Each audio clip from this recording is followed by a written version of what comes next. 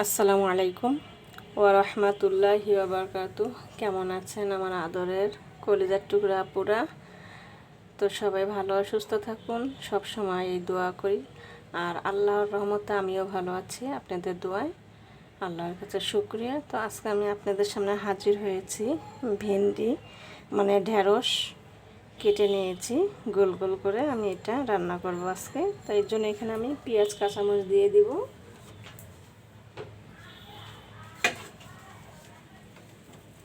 পেঁয়াজ কাটা দিয়ে দিচ্ছি, দিয়ে দিব কাঁচামরিচ,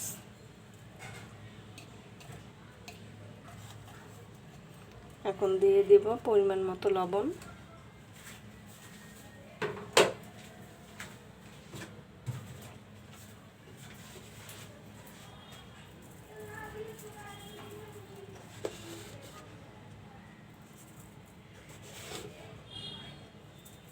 আমি দিয়ে দেব সরিষার তেল,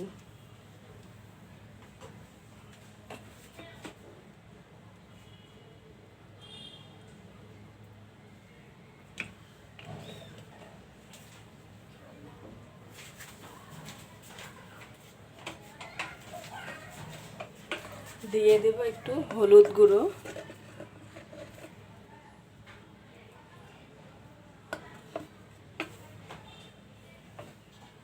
এখন আমি ঢেকে দেব।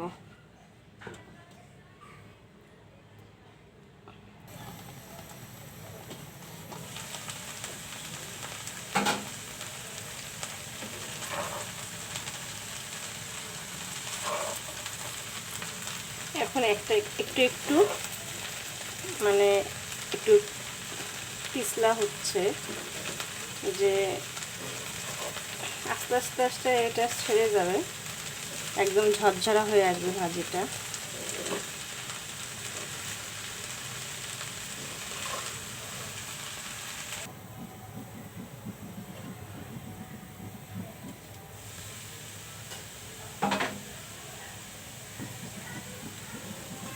ভেন্ডি ভাজিটা দেখুন বিজলাটা চলে গেছে, এখন ঝরঝরা হয়েছে। এই দেখুন, ভেন্ডি ভাজি ঝরঝরা না হলে খেতে ভালো লাগে না। অনেকে আছে ভেন্ডি ভাজি করলে একদম মানে পিছলা পিছলা থাকে, ওটা ভালো লাগে না, দেখতেও ভালো লাগে না, খেতেও ভালো লাগে না। তো একদম আঠালোটা ছাড়া ফেলছি, দেখুন ঝরঝরা হয়েছে। তো এখন ভেন্ডি ভাজিটা হয়ে গেছে, আমি আর একটু পরেই আমি নামিয়ে নিব।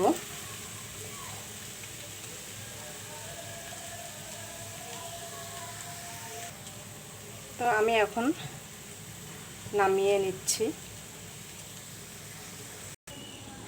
তো ভেন্ডি ভাজিটা নামিয়ে নিলাম।